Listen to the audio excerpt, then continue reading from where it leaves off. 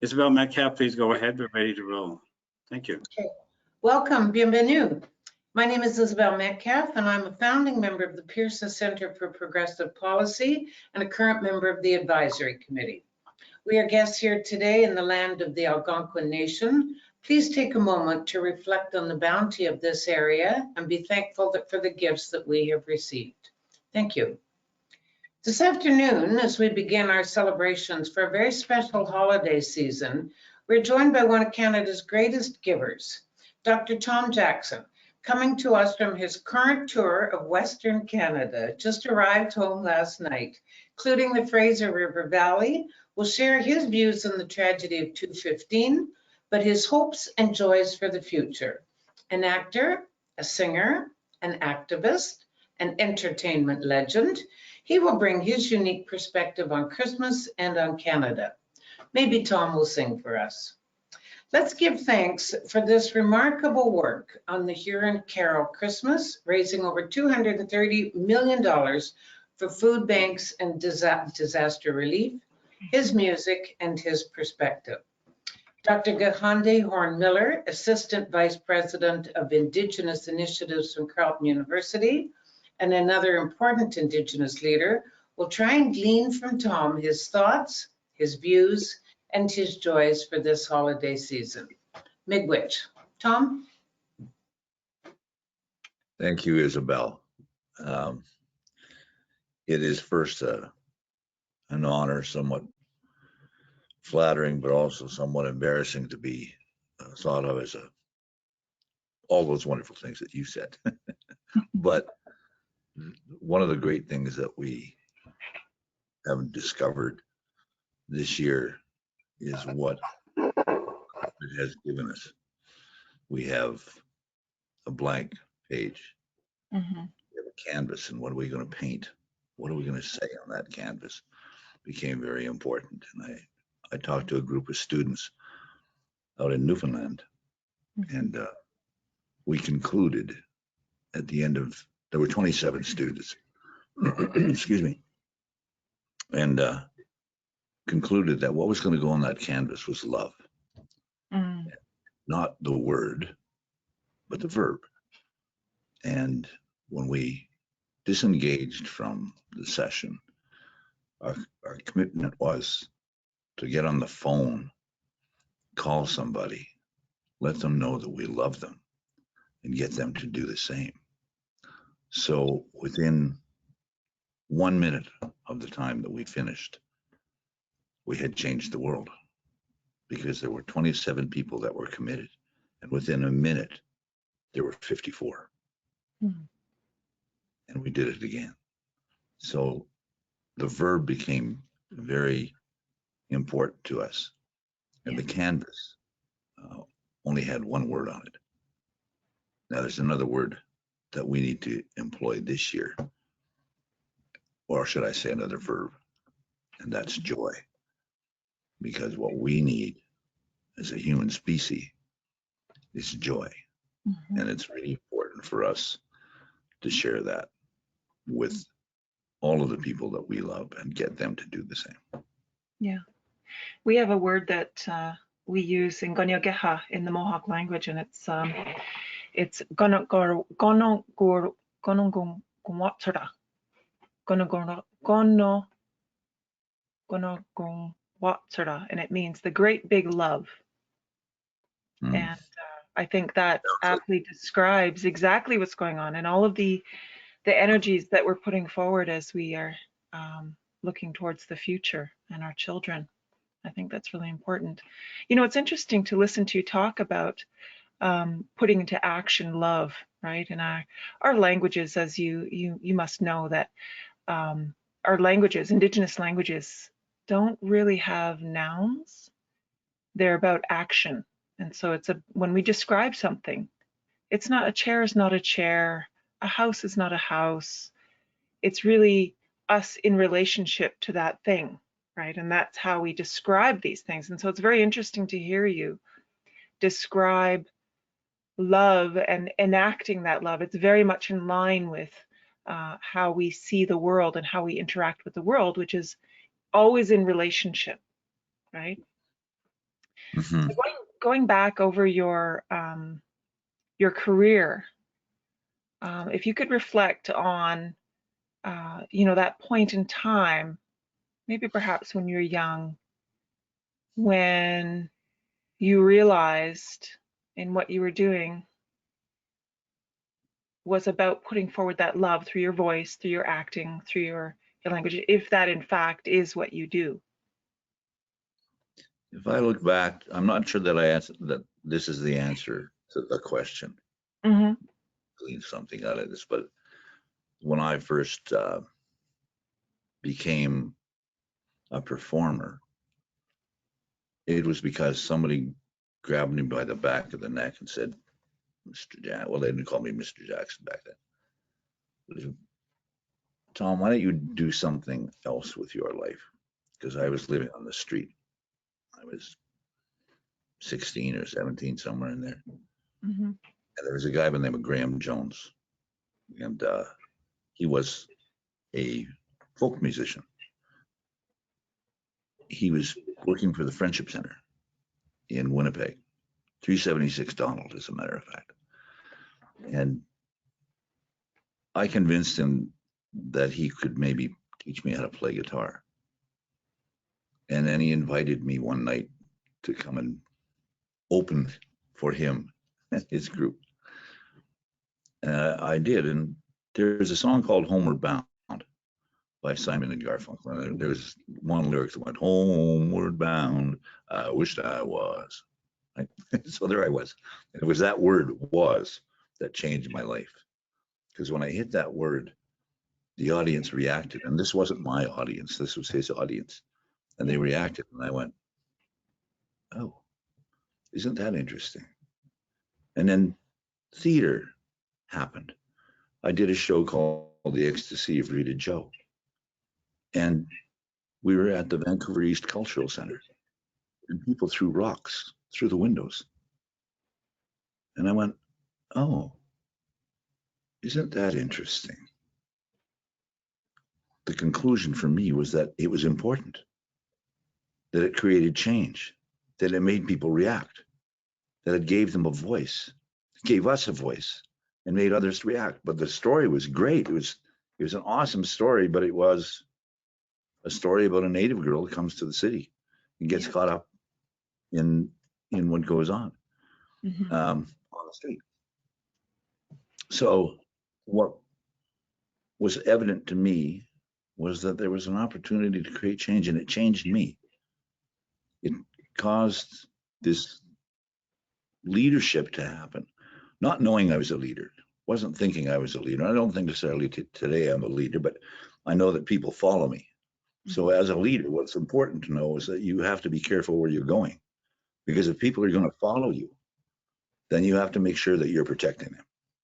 If they're going where you're going because who you are, then you have to make sure that you're going someplace that's going to be good for them. And every once in a while, turn around and make sure that they're not falling down back there, right? And make sure that your hand is as valuable as those emotions, right? There's compassion and empathy and hope and faith and love. Alone, each one of these doesn't mean so much. When it's like this, it's powerful. But it's not powerful because they're emotions. It's powerful because they are verbs. And you're going to do something, and you're going to do something good. So when you have that power, you have to make a decision. You're going to reach a point in life where you're going to go from that bastion of innocence of when you were a young person, where you were born, to a place where you're going to have to make a decision. There's going to be a toxic trickster that's going to stand right in front of you. And there's a road that way, and there's a road that way. So which are you going to take is going to be determined by where your heart lies. So if you could reflect on the role of a leader and your work and your life's work and commitment in music and theater and your audience, what, if you take that aspect, that look at the role of a leader, what is your relationship with your audience? What is the one greatest strength that you take or that you bring forward as a leader in these fields into and how you engage with your audience? I try and instill this thought in my presence in an audience. We're just going to do a show on it in a couple of days. We're not finished our tour, but the most important thing, I don't want to say, oh, please, I'm starting to get nauseous with this word called love. But I start my shows with saying to my audience, there is only 3 words that I can say to you that are more important than anything else that I'm going to do today. And that is that I love you. And I ask them if they want to change the world. Mhm. If you want to change the world, say I. So I'll even ask you. You want to change the world, say I. Yeah. Yeah. Say I. Hi. You want That's to change the world. interesting. If you want to change the world, say love. Love. Yeah. See how that's how easy it is to change the world. So the people that are in front of me, I ask them if they want to make the world a better place. They can make the world a better place by being better. If we want to see a better Canada, we need to see Canada better. Yeah. If we want to make sure that everybody in our surrounding, that means our family, our community, our province, our country, our world. If we want to change this species, we have to make sure that they know that we love them. Because if you love them, how do they know? Do you tell them? If they love you, how do you know? Mm-hmm. Do they tell you? Social prescription. What we need right now is not a pill. Don't take 2 of these and call me tomorrow. Mm-hmm. We need right now, we need to learn, leap, laugh, and love. That's a social prescription, right?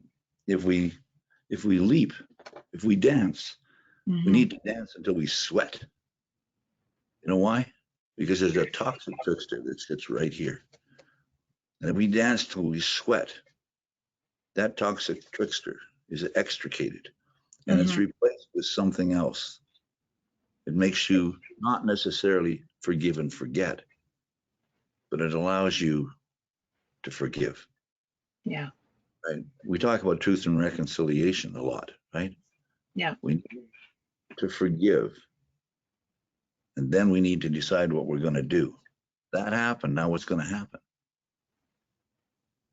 We teach our children certain things. Okay, great, got it. We talk about the truth. We got it. Here's the truth. Acknowledge this is the truth. Now what are you going to do?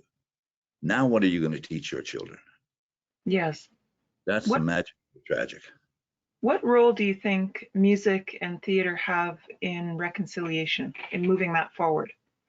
Well, first of all, Mm-hmm. I think that music or art is the most powerful transformational instrument of change in the history of humankind.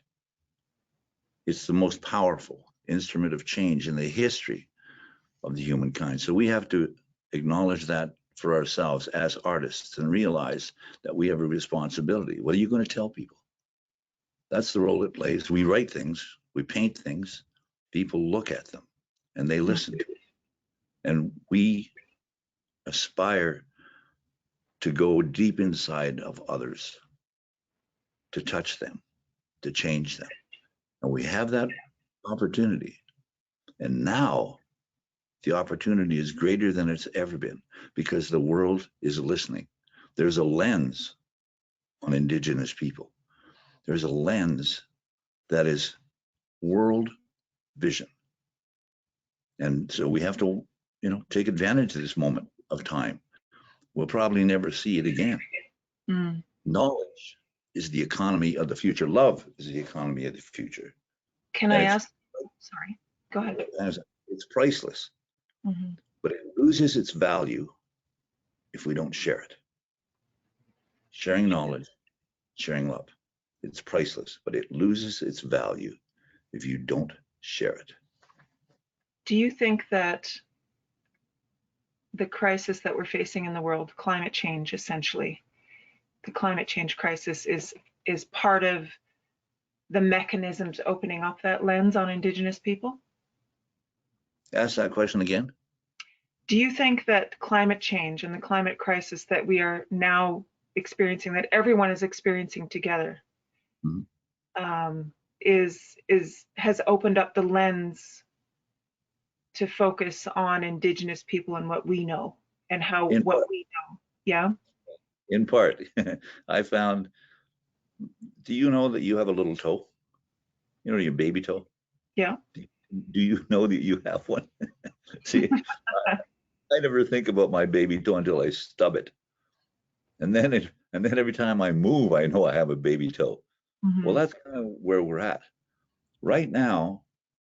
The world, Mother Earth, is responding, and maybe we didn't know that she was a spirit, and she was breathing, and that she was part of our world. We ignored that, but okay, we stubbed her toe, and we're getting to know that there's a living, breathing soul, spirit out there. Yeah. I think, yeah, there's a question that I had for years that I didn't quite understand this inherent relationship with Mother Earth. What is this living in harmony thing? I grew up in the street. Mhm. I had no idea. So I went to talk to people, find people who knew things that I didn't know. And I went into a camp in just outside of Atlin. Tlingit people live there. They got there by going under the glaciers to get away from war. They traveled underneath glaciers to get to this place. And I went to a camp, and this leader took me there. It's a 3-day journey to get to this camp, and said, "Here, sit here." And I was overlooking a stream, and the stream was so abundant with salmon. They were Wow. swimming like, not like this. They were swimming like this together. Yeah. Really, there was a quiet spot in the stream, and he left me. And to this day, when I think about it, it was such a powerful moment. I heard the salmon speak. I heard them speak, and my life changed. I got it. I talked to elders from Blackwater who have no exposure to the outside world. I spent 3 days talking to them. I needed a translator, and I got information that changed my world. I went to a place called the Badlands with a young photographer. His name was Dax Justin. And he went down. I was standing on a piece of ground that was 350 million years old. I was the only person that has ever stood on that ground. 350 million years old.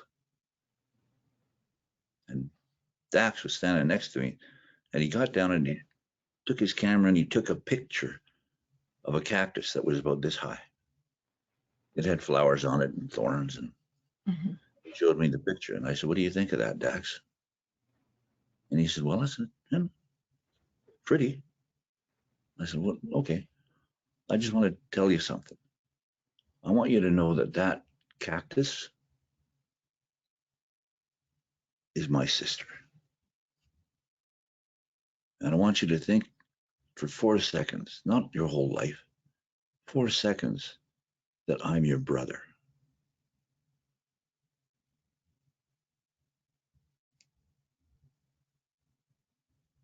Okay.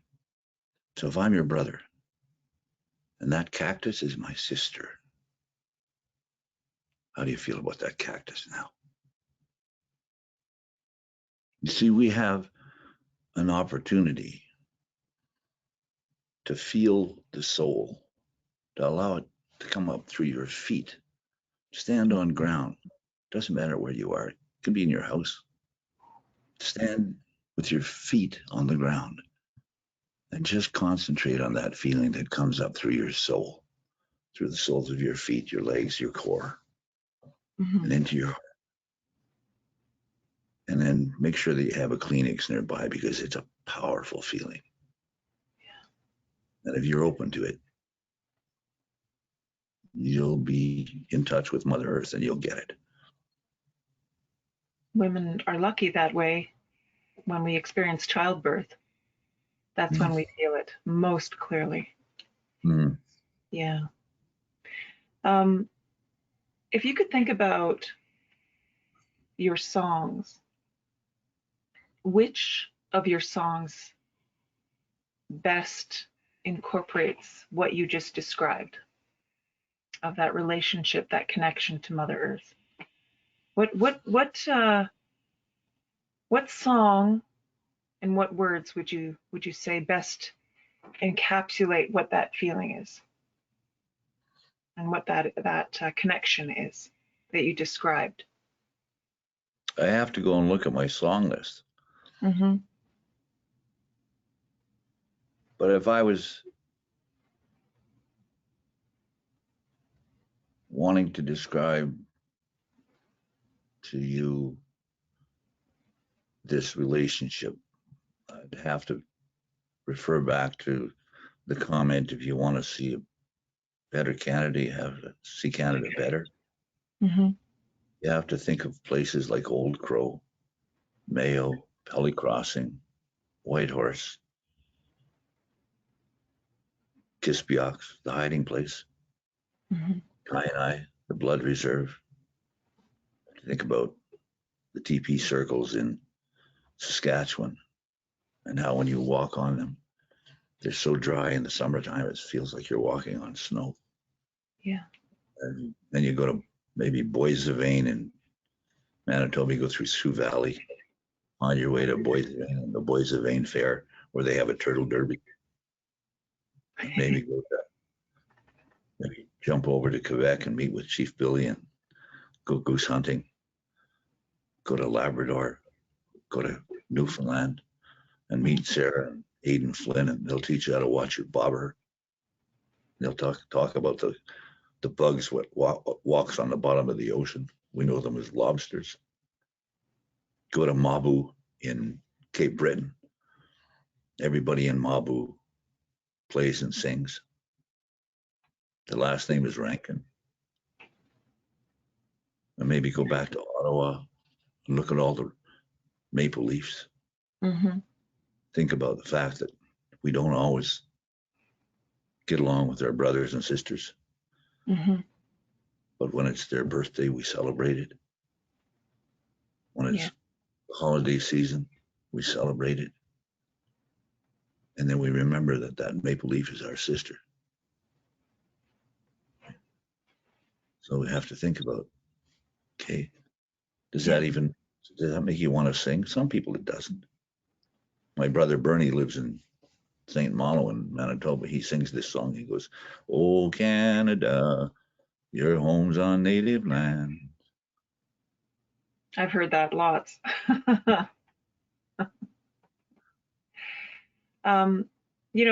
We've had quite a time in the last 8 months or so. I'm heading into some serious a serious question. Mm. As we think back to the reawakened pain that we feel with the discovery of the remains of our children and how they've come back to speak to us and tell us through their bones of their experiences, and it's reawakened a lot of painful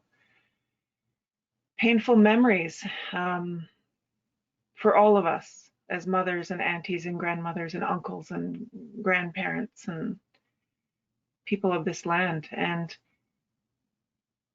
I listened to your song that you wrote, that you sang about those unmarked graves, and it was very jarring to me, the language, that the words, the phraseology that you chose to describe your own response to this. I was wondering if you could explain a little bit more about that moment when you realized that you had to let it out, I guess, through the writing, through the singing of this song, and what it means for you, and why did you choose that language in the song to describe this? When I first heard of the 215 in Kamloops, Yeah. I was in Glasgow, and it came up on the world news. Like, I didn't hear it on the local news. This is on the world news. It was not the lead story, but it was the second story. Mm-hmm. And it was so overbearing, as you described it. I needed something to release my feelings. So on the spot, I wrote the poem. And then I wasn't satisfied and continued to write music for it. But what it made me acknowledge in the wake of all of that, in the wake of having written it, was that they have voices. And the last phrase in that video is, they found us. They found us. It's important for us to not let those voices fade away. Mm-hmm. It's important for us to keep those voices alive, even in the face of fatigue. Oh, no, I don't want to hear that again. No, not again. Please leave me alone.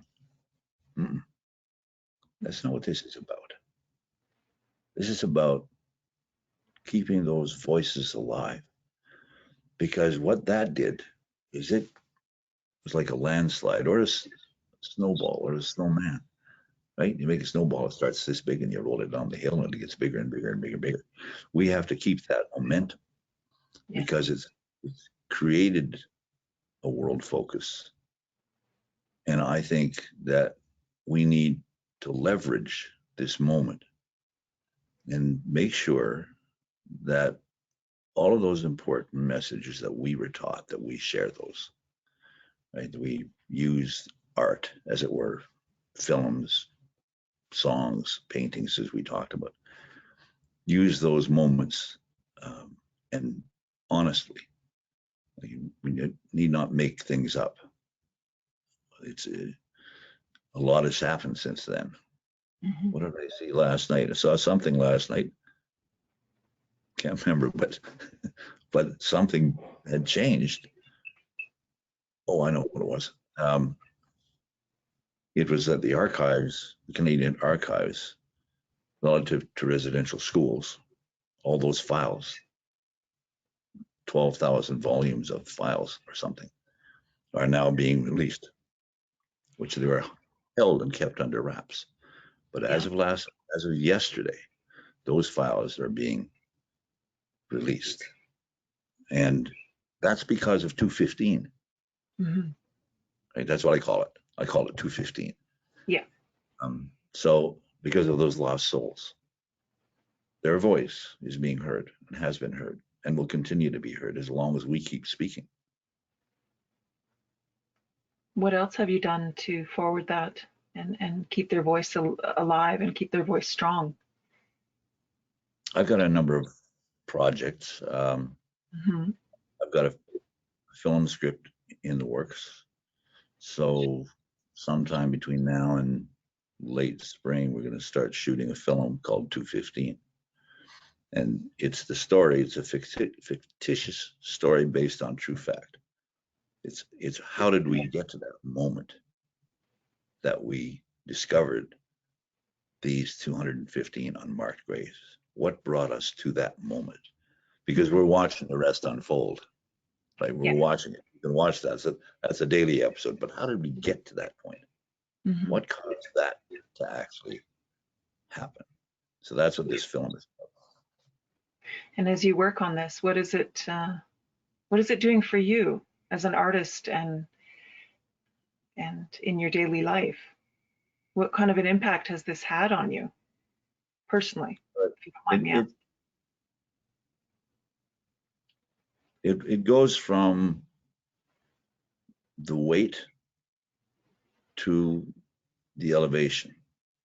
So my attitude has determined and continues to determine my altitude. And I'm getting to see things better from the higher ground than I did when I was feeling like I was on low ground. Yeah. Well, I have to say that I imagine that your music and this song in particular it's painful, I have to admit, in listening to that song and thinking through all of what I've felt through this time. But it also is elevating, as you say. It's music is so important to our people. It touches us, and it gets right into our soul. I mean, that's why we have it within our ceremonies, and they are such an music and songs. Singing is such an important part of who we are as Indigenous people. And No, sorry, you go. No, you go.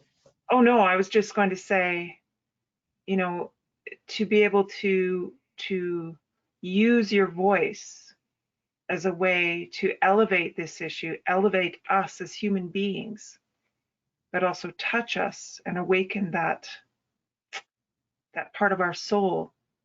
And this is even for non-Indigenous people. And as you say, it's the 215 has caused or enabled the archives to be opened.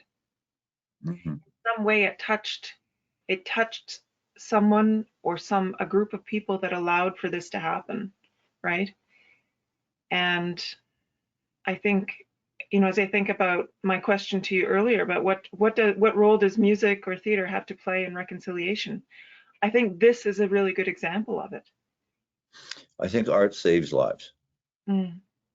It has the opportunity to make people, go back to the beginning of this conversation, find joy. Yes. It doesn't always give us joy, but it gives us release. Mm-hmm. It makes us feel emotions that we wouldn't necessarily feel. And art saves lives. So, as an example, in our country, our leadership needs to recognize how valuable art is, and artists, and those who are in the world of art. Those Mm-hmm. people work on stages, behind the scenes, all of those people. When COVID hit, everybody knows that it challenged us as a society, but it handcuffed. People got put in a prison, and those people were artists, musicians, Yeah. people who work in that field. Immediately, they were gone. Everything was gone. I never made 1 penny for a year, for a whole year. No, I'm not complaining, because I live in Wonderland. Right? Don't get me wrong. I'm not complaining, Mm-hmm. but I have colleagues. I have those who have been called others that have suffered. And we need to acknowledge that others are not others. Right? Sisters and brothers, mothers, fathers, sons and daughters. They're not others. Yes. Right? And we have to make sure that we take care of those people. If we can, we must help them. And it's the responsibility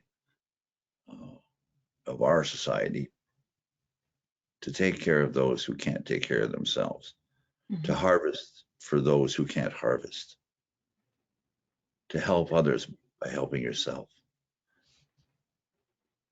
Help yourself by helping others. Mm-hmm. What are you witnessing as I know you're on a tour at the moment, and we have been through a lot within all over the world with COVID, and now with the flooding and all of that's been going on here in Canada. What are you witnessing among the people that you are engaging with as you do your performances and your you know, you have the opportunity to talk with people. What is the feeling? What is the what are you seeing as an artist? Again, full circle. Go back to where we started, right? I see as a human being, not necessarily as an artist. I see what you see, right? I see I can show you pictures on my phone of flying over Abbotsford, landing in Abbotsford. I can show you the devastation. You've seen it. We've all seen it. That's no different for me. But what I have experienced is that we are in a time where joy is more important than anything else. Yeah. You have to think about the holidays this year. There will never be another Christmas like this. You need to know there will never, ever be another Christmas like this. So think of those things. Think about not what gifts that you're going to go and shop and buy for. Think of those gifts that are priceless. You know the ones. Moms, dads, sons, daughters, Yes. brothers, friends. Those are the priceless gifts. And remember that we talked about earlier, love is priceless, but it loses its value if you don't share it. Absolutely. So joy is what I found is what the world needs now. Others, I'm not the first guy to figure that out or to sing about it, right? Yes. Are there moments of joy that you're witnessing? Yeah, every night. Yeah. These people laugh, and they, you know, when people start to talk, this whole thing just opens up, and away you go, and you're there for, you know, an hour when you thought you'd be there for 5 minutes. But it's awesome. You must really get an energy from that, from the audience and from the joy that comes. So it's a reciprocal relationship, it seems. You read me like a book. I imagine yourself and other artists have the same experience, whether they're doing performance or painting or beadwork even. We're seeing lots of that through the pandemic, is lots of women and collectives getting together online even to create art, right? And share it and communicate how they're feeling and what they're experiencing, but also to share in their culture. And that goes back to the very beginning where, you know, this country has the opportunity to go forward from here with joy and with love, as you say. If there was one song that you could sing for the Prime Minister and for leaders of this country to invigorate or to open up their hearts and their that love, what would it be? What would you sing to them? I have a song called Light Inside. And the essence of the song is to say that regardless of how dark our world is, until you've helped a homeless person, you don't actually know what that light is. If you're not sure, go and help somebody that needs help. And this little light, this little spark will happen inside.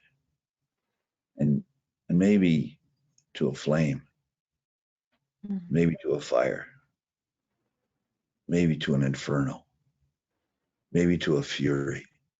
Yeah. Right here. There's a light inside. It reminds me of that word, Gonorum Quatra. The great big love.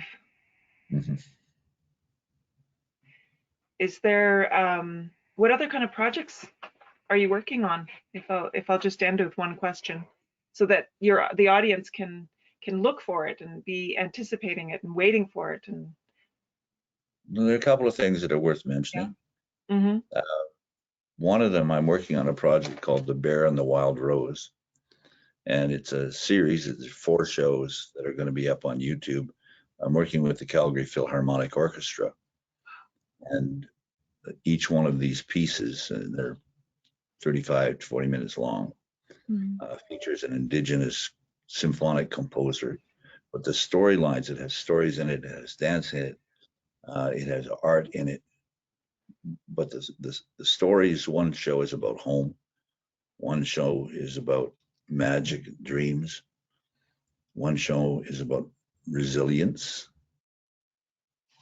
Can't remember the other, but there's 4 of them. The first is going to be presented on February the 9th. It'll go up on YouTube. The next, that's a Sunday, and the next will be the following Sunday, and for 4 Sundays, and they will sit up there for 2 years, and they're phenomenal. Yesterday I was working with the dancers. Oleandro Ronciera from Toronto is a choreographer. There's 3 First Nation dancers, 3 women. They're so powerful. They are unbelievably powerful. If you thought you knew how powerful a woman could be, what that female power was, look again. But it's about creating health. It's the subject matter of these 4 pieces about creating health. So that's one thing. And the other thing is that there's a love story between mankind and Mother Earth. And it's called Blue Water. It's a musical. And Theatre Calgary and others, there are 9 theaters that are committed to presenting Blue Water.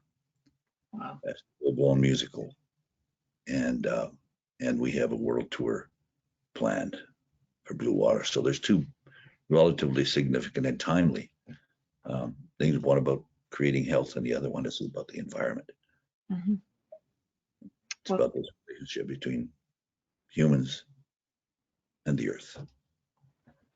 I know I speak for everyone in our audience that, thank you, Nyawgoas. Thank you so much for bringing such joy over the years, and as we look forward to the future, the things that are coming. Thank you so much. And this has been a wonderful opportunity to talk with you. Let me close by giving you one thought. Don't forget this. I love you. I love you back. Yeah.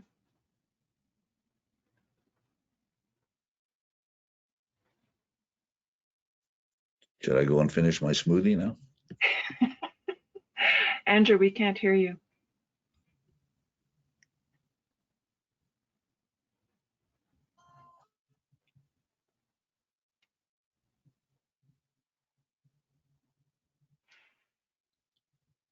It's some kind of sign language. Yeah, I hate to interrupt this thought. You've left us with beautiful thought and a series of thoughts. I just want to take a couple of moments to recognize how this happened today. I want to first thank Isabel Metcalf, one of our advisory board members, who's a good friend of Tom Jackson, who proposed this session for today during our conference. And I think, Isabel, you put forward a great case, and I think it surpassed everything we could imagine. Dr. Horn-Miller, thank you for being here with us today, and keep up with the great work you do as a Vice President of Indigenous Initiatives at Carleton University, the inaugural position that you have started with. And Tom Jackson, I just want to leave it with what Gahante said about what you've done with us today. You've taken us to some new places and given us a lot to think about. And I just want to add my thanks to you for what you do for us Canadians all the time, with your entertainment and the joy and love that you spread. And today, what you've done to share your thoughts about some of the challenges we face in our country. You've given us much to think about. So thank you so much. And we look forward to the new projects that you mentioned over the months ahead. And to the audience, join us later on this afternoon and tomorrow. But thank you, Tom Jackson, Miigwech. Thank you, Gahante Hormiller.